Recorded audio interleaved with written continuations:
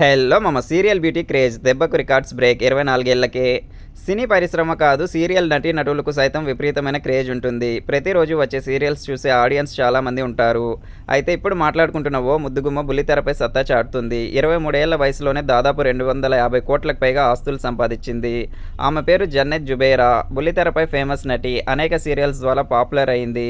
ఒక్కో ఎపిసోడ్కు 18 లక్షలు తీసుకుంటుంది. ముంబైలో జన్మించిన ఆమె ఎప్పుడు సినిమాలో నటించాలని కలలుగనేది. కళాశాల చదువులు పూర్తి చేసిన తర్వాత ఆమె మోడలింగ్ రంగంలోకి వచ్చింది.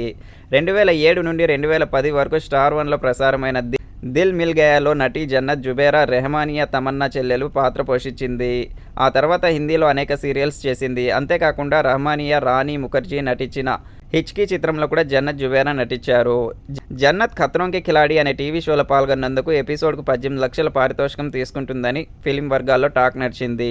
అలాగే నావో చేఫ్ ఎపిసోడ్కు 2 లక్షలు, సోషల్ మీడియాలో ప్రతి పోస్ట్కు 1.5 నుండి 2 లక్షల వరకు అందుకుంటుందని సినీ వర్గాలు తెలిపాయి.